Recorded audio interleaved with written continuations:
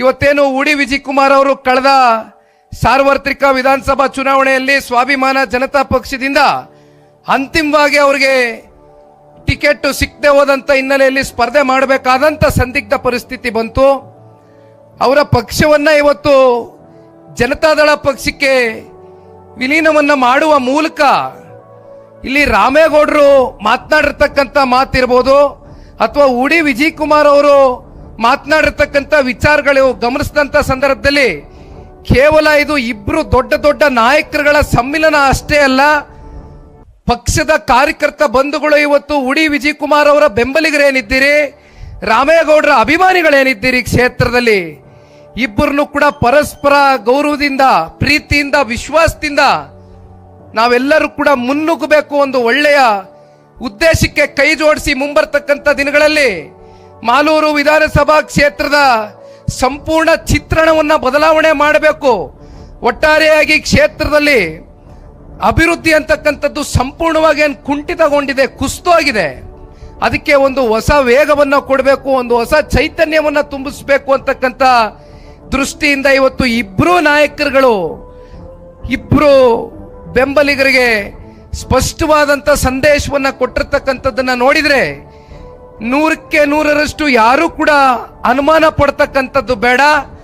ಇಬ್ರು ನಾಯಕರುಗಳ ಒಂದು ಸಮ್ಮಿಲನ ಇವತ್ತೇನಾಗಿದೆ, ಎಲ್ಲ ಕಾರ್ಯಕರ್ತ ಬಂಧುಗಳು ಜೊತೆಯಲ್ಲಿ ಗೂಡಿ ಮುಂಬರ್ತಕ್ಕಂಥ ಜಿಲ್ಲಾ ಪಂಚಾಯಿತಿ, ತಾಲೂಕು ಪಂಚಾಯಿತಿ, ಗ್ರಾಮ ಪಂಚಾಯಿತಿ, ಯಾವುದೇ ಸ್ಥಳೀಯ ಚುನಾವಣೆಗಳು ಎದುರು ನೋಡ್ತಕ್ಕಂಥದ್ದನ್ನ ನಾವೇನು ಕಾಣಬಹುದು ಬಹುಶಃ ಈ ವರ್ಷ ಅಥವಾ ಮುಂದಿನ ವರ್ಷ.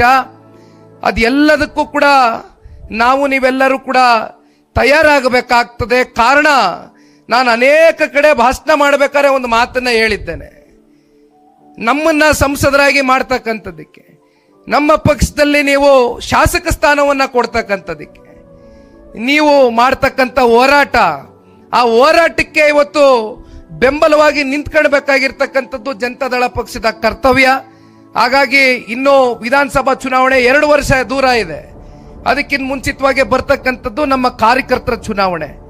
ನಮ್ಮ ಕಾರ್ಯಕರ್ತರಿಗೆ ಅಧಿಕಾರವನ್ನ ಕೊಡಿಸಬೇಕು. ಕಾರ್ಯಕರ್ತರ ಕೈಲಿ ಅಧಿಕಾರದ ಚುಕ್ಕಾಣಿಯನ್ನ ಹಿಡಿದು ಮಾಲೂರು ಕ್ಷೇತ್ರದ ಸರ್ವತೋಮುಖ ಅಭಿವೃದ್ಧಿಗೆ ನೀವೆಲ್ಲರೂ ಕೂಡ ಮುಖ್ಯವಾದಂತ ಪಾತ್ರಧಾರಿಗಳಾಗಬೇಕು ಅಂತಕ್ಕಂಥ ಭಾವನೆಯಿಂದ ನಾವು ನೀವೆಲ್ಲರೂ ಕೂಡ ಹೆಜ್ಜೆ ಹಾಕೋಣ. ಆದ್ರೆ ಇವತ್ತು ಉಡಿ ವಿಜಯ್ ಕುಮಾರ್ ಅವರ ಜೊತೆಯಲ್ಲಿ, ರಾಮಣ್ಣ ಅವರ ಜೊತೆಯಲ್ಲಿ ನಿಂತು ಈ ಪಕ್ಷವನ್ನ ಕಟ್ತೇವೆ ಅಂತಕ್ಕಂಥದ್ದು ಒಂದ್ ಕಡೆ ನಮ್ಮ ಜನತಾದಳ ಪಕ್ಷದ ಎಲ್ಲ ಪ್ರಮುಖ ಮುಖಂಡರುಗಳು ಒಂದು ಸವಾಲನ್ನಾಗಿ ಸ್ವೀಕಾರ ಮಾಡಿದ್ದೀರಿ. ಜೊತೆಯಲ್ಲಿ ಉಡಿ ವಿಜಯ್ ಕುಮಾರ್ ಅವರ ಬೆಂಬಲಿಗರು ಕೂಡ ಇವತ್ತು ಜೊತೆಗೂಡಿ ನಾವೆಲ್ಲರೂ ಅಣ್ಣ ತಮ್ಮಂದರ ರೀತಿಯಲ್ಲಿ ಅನ್ಯೋನ್ಯವಾಗಿ ಈ ಪಕ್ಷವನ್ನ ಕಟ್ಟಿ ಬೆಳೆಸ್ತೀವಿ ಅಂತಕ್ಕಂಥ ದೃಢ ಸಂಕಲ್ಪದೊಂದಿಗೆ ಇವತ್ತು ಸನ್ಮಾನ್ಯ ದೇವೇಗೌಡರು ಸಾಹೇಬ್ರ ಮುಂದೆ ತಾವೆಲ್ಲರೂ ಬಂದು ಏನು ನಿಂತಿದ್ದೀರಿ. ಇದಕ್ಕೆ ಈ ಪಕ್ಷದ ಕಾರ್ಯಕರ್ತನಾಗಿ ನಾನು ತುಂಬ ಹೃದಯದಿಂದ ಧನ್ಯವಾದಗಳು, ಅಭಿನಂದನೆಗಳು, ಸ್ವಾಗತ ಎಲ್ಲವನ್ನ ಕೋರಲಿಕ್ಕೆ ಇಚ್ಛೆ ಪಡ್ತೇನೆ.